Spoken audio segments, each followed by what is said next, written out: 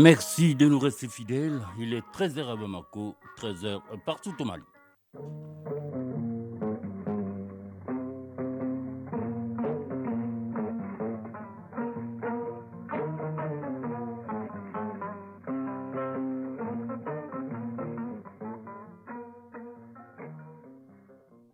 Le journal Idrissa Kamara.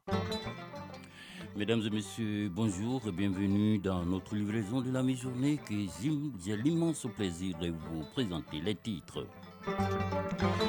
Les secrétaires généraux et les responsables des cellules de planification et des statistiques des différents départements ministériels sont en conclave depuis hier ici à Bamako. Au cœur de ce brainstorming de haut niveau, le plan d'action gouvernemental qui a besoin d'être évalué et actualisé. In fine, il s'agira de reprogrammer les actions gouvernementales non entièrement exécutées sur la période de mars 2022 à mars 2024. Et comment renforcer l'impact des ressources minières, notamment l'or, sur l'économie nationale? La question taraude les fournisseurs miniers de notre pays. À travers le premier salon qu'ils ont ouvert hier, les fournisseurs miniers du Mali entendent s'accorder sur les actions à mener pour que nos ressources minières contribuent davantage au développement socio-économique de ce pays. La protection des voies publiques, tout le monde le souhaite sans doute, mais combien sommes-nous à s'y intéresser? Pas grand monde.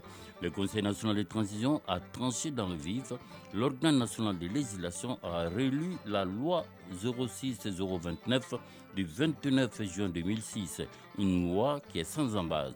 Qui casse paye? Là-dessus, vous pourrez suivre les dossiers de Bemba Sibi dans une dizaine de minutes. Également dans cette édition du sport, avec notamment la Coupe du Monde qui entame aujourd'hui son jour 3. Et puis, la chronique citoyenne focus aujourd'hui sur l'association Ensemble pour Korofina, une association qui se propose d'influer positivement sur le cadre de vie des habitants de ce quartier de la commune 1 du district de Bamako. Et tout d'abord, direction présidence de la République où la synthèse des observations, analyses, critiques et suggestions du bureau du vérificateur général au compte de l'année 2021 a été remise ce matin au président de la transition, chef de l'État, le colonel Assimi Goïta. Il ressort du rapport 33 missions qui ont concerné les services centraux, les organismes personnalisés, les collectivités territoriales, la politique publique ainsi que la gestion des fonds Covid. Le Premier ministre par intérim, le président du CNT, les membres du gouvernement, l'auditeur général du Rwanda, Alexis Kamouire, ont pris part à cette cérémonie de remise solennelle du rapport annuel du bureau du vérificateur général. Nous écoutons ici un extrait du président de la transition. Il est au micro de Garibou Perrault. Au regard de l'aspiration du peuple malien à plus de bonnes pratiques et de gestion efficiente au sein de nos structures et services publics, la présente cérémonie constitue un tournant décisif dans les vastes chantiers de la lutte contre la corruption et autres pratiques connexes. Vous comprendrez alors tout l'intérêt pour moi de recevoir ces rapports et de l'exploiter à souhait pour que des actions décisives puissent être entamées dans le cadre de la lutte contre la corruption et la délinquance économique et financière, particulièrement dans la gestion efficace des fonds et deniers publics. Mon intérêt est d'autant plus grand que je reçois fréquemment des rapports individuels de vérification qui me permettent de suivre l'évolution des vérifications et d'apprécier leur cohérence avec la vision de la lutte contre la corruption engagée par les autorités de la transition. Monsieur le vérificateur général, face au devenir de notre pays, nous ne devons aucunement envisager d'échec. Bien au contraire, car chacun doit faire l'effort d'intégrer ce cheminement salvateur et se conduire avec intégrité lorsqu'il est appelé à la gestion publique. Et notez l'ouverture hier, ici à Bamako, de l'atelier d'évaluation et d'actualisation du plan d'action gouvernementale PAG. Cet atelier qui regroupe les secrétaires généraux et les responsables des cellules de planification et des statistiques des différents départements ministériels. Il se penche sur l'évaluation des actions contenues dans le plan d'action. Il s'agit également de reprogrammer les actions non entièrement exécutées sur la période de mars 2022 à mars 2024. Là-dessus, voici le compte-rendu de Mahamadou Fani. Le programme d'action gouvernementale passé en revue par les experts du gouvernement de la transition. Il s'agit pour les participants de cet atelier sur l'évaluation et l'actualisation de ce plan de procéder à une analyse des tâches accomplies afin de réaménager les actions prévues dans le plan d'action. Ramatou Diara, chef du bureau opérationnel du suivi de la primature. Il ne s'agit pas de faire un nouveau PAG, de garder les PAG tels qu'initialement approuvés, de continuer avec le processus d'évaluation et aussi de reprogrammer les activités sur la nouvelle échéance transitoire. Isiaka Ahamadou Singare, ministre directeur du cabinet du Premier ministre. Le plan d'action du gouvernement 2021-2022 a fait l'objet de 3 évaluations trimestrielles dont les rapports ont été transmis au Conseil national de transition. Il ressortait du dernier rapport un taux de réalisation de 34,38%, des actions en cours de réalisation de 50% et des actions non réalisées de 15,62%. Cet atelier est aussi l'occasion d'échanger sur les contributions transmises, les défis et les difficultés rencontrées dans la mise en œuvre des actions programmées avec le soutien des partenaires. Malé Diop, représentant résident du PNUD au Mali. Le programme des Nations Unies pour le développement s'emploiera à continuer de renforcer son partenariat et accompagnement aux efforts du gouvernement dans son élan de refondation de l'État et de promotion de la bonne gouvernance. Aujourd'hui, face aux diverses crises qui assaillent le monde, les pays qui ont su asseoir les bases politiques, économiques, sociales et sociétales solides parviennent tant soit peu à mieux absorber les différents chocs issus de ces perturbations. Au sortir de cet atelier de 5 jours, une meilleure appréciation sera faite pour permettre une mise en œuvre de ce programme d'action gouvernementale afin de combler les attentes de nos compatriotes. Les fournisseurs miniers se mobilisent pour renforcer l'impact des ressources minières sur l'économie nationale. Cette ambition vient d'aboutir à l'initiative du Salon des fournisseurs miniers et SAFOMI. La première édition a été lancée hier et va s'étendre sur 3 jours. L'événement est organisé par Baobab Intelligence et Développement et ses partenaires dans le but d'accroître l'approvisionnement local des mines. Les explications de Salimata Dao. Augmenter l'approvisionnement local des mines, c'est le thème de cette première édition du Salon des fournisseurs miniers SAFOMI.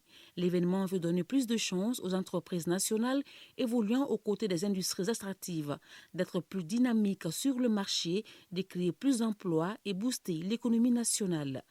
Mahamadou Dakité, directeur de Baobab Intelligence and Development. À renforcer les efforts du ministère des Mines, de l'Énergie et de l'Eau, en contribuant à la mise en œuvre du décret d'application de 2020 du Code minier. Ce décret change la donne et offre des perspectives d'évolution significatives. Amara Touré, coordinateur du programme de gouvernance du secteur minier. Nous voulons réellement rendre notre secteur minier plus inclusif en termes d'opportunités d'affaires et sources de revenus. Cette rencontre d'échange entre décideurs, entreprises minières et fournisseurs est censée former une chaîne vers le développement des zones minières et du pays tout entier. Taïrou Kalam, représentant de la Banque mondiale. Nous avons l'intime conviction que ce n'est qu'à travers le développement des entreprises locales que le secteur minier pourra être plus inclusif et contribuer aux 2 objectifs majeurs de la Banque mondiale que sont la réduction de la pauvreté et la promotion de la prospérité partagée. Soussuru Dambélé, secrétaire général du ministère des Mines, de l'Énergie et de l'Eau. Nous encourageons les entreprises locales pour qu'au sortir de ce salon, elles soient mieux outillées et mieux motivées à répondre aux offres et à fournir des produits et services de qualité qui répondent aux exigences des sociétés minières. Une 50aine de fournisseurs sont présents avec leurs produits. Certains proposent des équipements, d'autres sont spécialisés dans les BTP. Les banques sont également au rendez-vous de ce salon des fournisseurs miniers qui va s'étendre sur 3 jours. Un autre atelier, toujours hier, s'est tenu portant sur la restitution des résultats du projet dénommé Renforcement des systèmes de surveillance mondiaux et nationaux de la résistance aux antimicrobiens RAM au Mali. Cette rencontre d'une seule journée est organisée par l'Organisation mondiale de la santé OMS. Elle regroupe les partenaires techniques et financiers ainsi que les acteurs de la santé. C'est ce qu'il nous dit Sokona Kamisoko, dont voici le compte rendu. Démarré en 2018, le projet de renforcement des systèmes de surveillance mondiaux et nationaux de la résistance aux antimicrobiens RAM tire vers sa fin. Occasion pour les responsables du projet de réfléchir sur les activités menées qui ont concerné 5 sites de surveillance, à savoir le CHU du Point G, le Centre hospitalier Mère-Enfant le Luxembourg, des hôpitaux régionaux de Ségou et de Sikasso et le centre de santé de référence de Koutiala. Dr Itama Maïkouli, Christian, représentant de l'OMS. Plusieurs acquis ont été enregistrés au cours de la mise en œuvre du projet KOICA au Mali, à savoir la contribution du pays à la lutte mondiale contre la résistance aux antimicrobiens, la mise en place d'un système de gestion des données sur la résistance aux antimicrobiens dans chaque site, la mise en place d'un programme d'assurance qualité. Les résultats obtenus montrent que dans les hémocultures ou dans les urines, plus de 60% des germes sont résistants. Au regard de ces résultats, nous devons donc prendre des mesures urgentes pour limiter le développement des résistances et préserver l'efficacité de l'arsenal thérapeutique existant. Le projet a été entièrement financé par l'Agence coréenne de coopération internationale KOICA pour une durée de 5 ans. Don Krib Kim est représentant adjoint KOICA Bureau du Sénégal. Il contribue à la réalisation de l'objectif de développement durable numéro 3, à savoir la bonne santé et le bien-être. L'Agence coréenne de coopération internationale KOICA, l'Agence de mise en œuvre de fonds, a apporté des contributions financières au projet. La résistance antimicrobienne demeure un problème de santé publique dans tous les pays, y compris le Mali, d'où cet appel du représentant du ministre de la Santé, Etienne Koulibaly, conseiller spécial du directeur de l'INSP. J'exhorte tous les acteurs nationaux à redoubler d'efforts pour consolider les acquis dans la lutte contre la résistance aux antimicrobiens et nous faire part des initiatives. Etienne Koulibaly a également invité les partenaires à étendre la surveillance dans les autres secteurs comme la santé animale, l'environnement et l'agriculture. Quelques infos en plus bref à présent. D'abord, cette bonne nouvelle pour nos amis et voisins mauritaniens. À partir du janvier prochain, les fonctionnaires mauritaniens, civils et militaires bénéficieront d'une augmentation, tenez-vous bien, de 50% de leur salaire et de 60% des allocations familiales versées par la Caisse nationale de sécurité sociale. L'annonce a été faite hier par le président Mohamed Ould Cheikh Al Ghazouani et c'était dans le cadre des festivités du 62e anniversaire de l'indépendance du pays. Et dans le cadre de la commémoration du 64e anniversaire de l'indépendance du Congo-Brazzaville, le président Denis Sassou Nguesso a exhorté hier devant le Parlement la justice à lutter contre la corruption. L'objectif est de rassurer les investisseurs étrangers. Ce discours ne semble pas convaincre l'opposition qui estime que des actes concrets ne sont toujours pas posés sur le terrain. En Centrafrique, un aéronef inconnu a bombardé un camp militaire des forces armées. C'était à Bossangoa. L'attaque est survenue dans la nuit du dimanche 27 au lundi 28 novembre. Les habitants de Bossangoa se sont réveillés suite à des fortes détonations en provenance de ce camp. Le gouvernement a affirmé hier soir qu'un avion non identifié avait bombardé les sites sans faire de victimes. L'Iran a de nouveau progressé dans son programme nucléaire enrichi, désormais de l'uranium à 60% dans un deuxième site, celui de Fordo. Ces sites ont la particularité d'être profondément enfouis sous la terre. Cette accélération survient alors qu'il n'y a plus de négociations pour un nouvel accord nucléaire, alors que l'isolement de l'Iran s'accroît en raison justement de la répression du mouvement de contestation qui dure depuis plusieurs mois, en réalité depuis le mois de septembre à Téhéran. Alors, nous allons tout de suite ouvrir la page dossier. Le Conseil national de la transition vient de procéder à la lecture de la loi 06 et 029 du 29 juin 2006, loi portant sur la protection des voies publiques. Cette relecture va faciliter l'application de la loi car il est question des coûts de réparation des dommages causés à la voie publique. Elle est bien définie dans cette loi. Dorénavant, celui qui casse les infrastructures, celui qui fait des dégâts sur l'emprise de la route paye tout simplement les dégâts causés. Alors cette loi est bien accueillie par les usagers de la route. Protection de la voie publique, qui casse paye, un dossier réalisé par Bemba Sibi. Pour faciliter l'application de la loi 06-029 du 29 juin 2006 sur la protection des voies publiques, le Conseil national de transition vient de procéder à sa relecture. Précisément, l'article 17 de la loi qui porte sur les coûts de réparation des dommages causés aux infrastructures de l'emprise de la voie publique. Mamadou Samaké, directeur général des routes. Il s'est trouvé que la méthode de calcul qui était prévue était inappropriée, parce que la méthode de calcul renvoyait à une méthode comptable. La route était assimilée à un bien comptable qui s'amortissait dans les temps jusqu'à ce que la valeur soit nulle à un moment donné. Donc, alors qu'aujourd'hui, c'est vrai, comptable, si on considère la route comme un bien public, sur le plan comptable, aujourd'hui, la plupart de nos routes sont amorties parce qu'elles ont dépassé leur durée de vie. Alors que réellement, elles sont en service, donc elles sont en exploitation.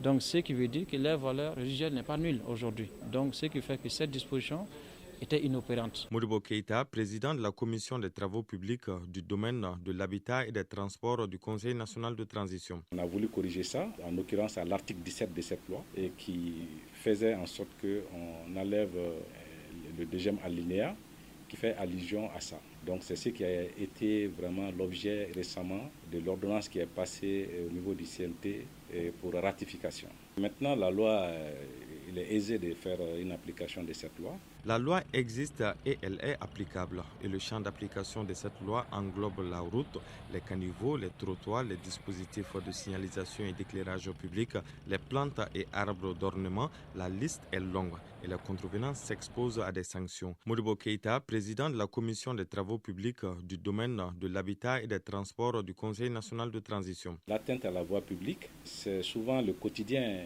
des populations. Par exemple, verser des ordures sur la voie publique, verser des ordures dans les caniveaux font partie des atteintes à la voie publique. Et des peines sont prévues qui vont jusqu'à des emprisonnements. Il faut que la population le sache désormais. Il y a une peine qui va jusqu'à l'emprisonnement. Ceux qui laissent les animaux en divagation sur la voie publique, une fois que ces animaux broutent les parterres ou sont source d'accidents, c'est des peines aussi qui sont là, qui peuvent s'appliquer aux propriétaires de ces animaux. Donc, qui va des simples amendes à l'emprisonnement aussi. Les amendes vont de 20 000 à 200 000 francs CFA et les peines de 11 jours à 6 mois d'emprisonnement. Cette loi adoptée depuis 2006 est pourtant bien accueillie par les usagers de la route. Ibrahim Assi, usager de la route. Pour qu'un État se développe, il faut que le peuple respecte ce que lui-même il a permis de faire construire par les tenants du pouvoir, par l'État. Donc ça veut dire que tout ce qui appartient à l'État vous appartient. Mariam Tal, usager de la route. Les gens doivent respecter la loi parce que c'est une très bonne décision en fait. Lassine Barayugo, usager de la route. Je pense que c'est une bonne loi. car elle va amener les conducteurs à plus de prudence dans la conduite. Asana Guino, usager de la route. Cette loi est la bienvenue. Elle permet de protéger les infrastructures publiques, donc tout le monde doit la respecter. L'application de cette loi devra donc permettre de renforcer le civisme dans la conduite. C'est là pour éviter de tomber sous le coup de sanctions en cas de dommages causés. C'est là tout le sens de cette disposition législative. Inciter à la prudence, sinon l'amende peut être salée, car dorénavant, qui casse paie.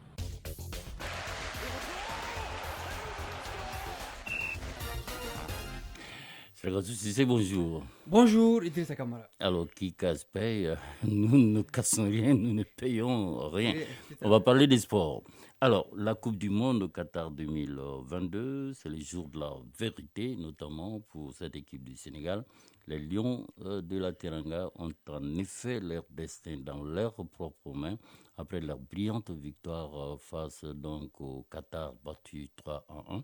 Alors, ils auront fort à faire cet après-midi face à l'Équateur ils ont obligation des victoires. Ah oui, coup d'envoi du match à 15h, temps universel au stade international de Khalifa de Doha. Le Sénégal, 3e 3 points, a une finale à disputer face à l'Équateur, 2e 4 points. Une victoire propulserait les Lions de la Teranga en 8e de finale, comme en 2002, année de leur première participation.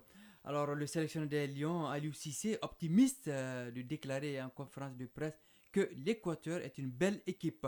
Aucun calcul n'est à l'ordre du jour. Il faudra battre l'Équateur à tout prix. Équateur-Sénégal à suivre en direct sur ORTM 1. À partir de 15h, dans ce même groupe A, les Pays-Bas, premier 4 points en position de force, jouent contre le Qatar, 4e 0 points éliminé. Voilà, à 19h, dans le groupe B, les 2 tickets vont pouvoir être distribués seulement après cette rencontre prévue entre le Pays de Galles et l'Angleterre. Effectivement, à 19h temps universel, choc entre voisins, le Pays de Galles de Gareth Bale, le 4e 1 point, affronte l'Angleterre de Harry Kane, leader 4 points. Au même moment, un match électrique entre l'Iran, 2e 3 points, et les États-Unis, 3e 2 points. Ces deux équipes s'étaient déjà croisées en 1998 en phase de groupe. Cette année-là, l'Iran obtenait une victoire historique 2-1 sur les États-Unis. 24 ans après, Iraniens et Américains se battront jusqu'au bout pour un ticket en 8e de finale. Voilà, il reste une possible qualification pour le Ghana et le Cameroun. Après la prestation d'hier, ils se sont en effet donné les moyens de croire encore à une possible qualification en 8e de finale. Oui, le Ghana a eu les nerfs solides pour dompter la Corée du Sud 3-2 et se relancer dans la course dans le groupe H. Le Cameroun s'est bien repris en concédant le nul spectaculaire 3 buts partout face à la Serbie dans le groupe G. Les Lions adaptables peuvent toujours prétendre à une qualification en 8e de finale. Ce match a été marqué par la suspension du gardien de but André Onana pour raison disciplinaire, donc à l'interne, selon une décision du sélectionneur Rigobert Song, actée officiellement par un communiqué de la Fédération camerounaise de football. Et oui, malheureusement, ce gardien camerounais est très très solide, un très bon gardien. Il serait déjà rentré au pays ouais. Après cette suspension très malheureuse. Alors, on va revenir au national, championnat national Ligue 1. La 4e journée se poursuit demain, mercredi. Oui, le Djoliba AC se mesurera à l'USFAS au stade Modibo Keïta. Cette 4e journée s'achève jeudi avec le match Yélé Olympique, stade malien de Bamako. Le peloton de tête, après 4 journées, est occupé par l'ASCO, l'AS Real et l'AS Bakarian de Barouli, 10 points chacune. Voilà, merci à vous, Sragatou Cissé, pour cette belle page de sport. Eh bien, la chronique initiative citoyenne, c'est tout de suite. Initiative citoyenne. Le développement par nous-mêmes. Elle a vu le jour il y a 6 ans avec la fusion de plusieurs associations Ensemble pour Corofinan depuis qui militent et œuvrent pour influer sur le cadre de vie de tous les jours des habitants du dit quartier. Pour cela, elle a élaboré des stratégies qui comportent des journées de salubrité, de plantation d'arbres, de curage des caniveaux, mais aussi des cours de soutien pendant les vacances au bénéfice des scolaires. Découvrons Ensemble pour Corofinan dans la chronique initiative citoyenne, une signature de Ousmane Dao. Ensemble pour Korofina est une fusion de 6 associations qui ont décidé de cheminer main dans la main pour faire bouger les choses sur le plan du développement communautaire en menant des activités pour le bien-être des populations. Ousmane Fodé Sissoko, président de l'association Ensemble pour Korofina. On fait des journées de salubrité. Il y a un pont qui nous sépare de Bougouba. Ce pont se trouve juste à côté de l'IMPP pour dégager les ordures qui se trouvent au niveau de ce pont. On a fréquenté les grains qui sont autour du quartier pour les sensibiliser, les informer que nous avons réellement beaucoup de problèmes au niveau de notre quartier. Le dernier dimanche de chaque mois, on organise une journée de salubrité. On a même consacré une journée pour planter des arbres au niveau de notre quartier. Le goulot d'étranglement pour l'association Ensemble pour Korofina reste le désintérêt des jeunes du quartier pour les activités qu'elle mène pour leur épanouissement. Nous, on a eu la visite de plusieurs jeunes d'autres quartiers de la commune, des associations qui sont au niveau de la commune, qui sont venus nous aider aussi. Quand eux, ils sont en train de prendre du thé et qu'ils voient d'autres jeunes qui sont dans d'autres quartiers qui viennent travailler à leur place, c'est-à-dire que notre quartier, personne ne peut régler les problèmes de notre quartier à notre place. C'est nous les jeunes qui doivent prendre les choses en main. Comme on dit souvent, aide-toi le ciel t'aidera. Si les gens nous voient en train de tout faire pour notre quartier, on peut avoir des aides. Mais tu fais rien, tu es en train de prendre du thé. On peut te donner le prix du thé, mais tu vas rester inondé dans ton quartier. Au-delà, elle a élaboré un nouveau concept appelé « Ces vacances » pour appuyer les scolaires avec des cours de soutien, mais aussi en mettant en place des activités récréatives pour que les enfants ne tombent pas dans le vagabondage. Ousmane Fodé Sissoko, président de l'association Ensemble pour Korofina. Les cours du soir pour nos enfants, nos jeunes frères qui sont à l'école au niveau du quartier. Et puis il y a une manifestation sportive qu'on organise. C'est-à-dire on fait tout pour éviter nos enfants, nos jeunes frères qui sont dans les quartiers d'aller se promener, de faire des vagabondages. Donc on les occupe en jouant au football. On organise une journée de salubrité. Convaincu qu'aucun développement n'est possible sans une synergie d'action, l'association Ensemble pour Korofina, à travers ses actions, compte mobiliser encore plus d'hommes et de femmes pour un mieux-être de tous les jours de la vie des populations. Et voilà, à 13h passé de presque 26 minutes sur notre pendule, se referme cette édition que j'ai eu du plaisir à vous présenter. Eh bien, sa mise en onde a été assurée par Absi Traoré, assisté de Sidi Koulibaly. Réalisation Awa Traoré, coordination générale Ousmane Dao. Pour ceux qui nous suivent en ligne partout à travers le monde, sachez que c'est grâce à Sékou Traoré que nous remercions vivement ici. Alors, prochain rendez-vous sur la radio nationale en ce qui concerne l'information, c'est à 19h30. En ce qui me concerne, le rendez-vous est pris pour la semaine prochaine, mardi prochain, même fréquence, même canal. D'ici là, portez-vous bien.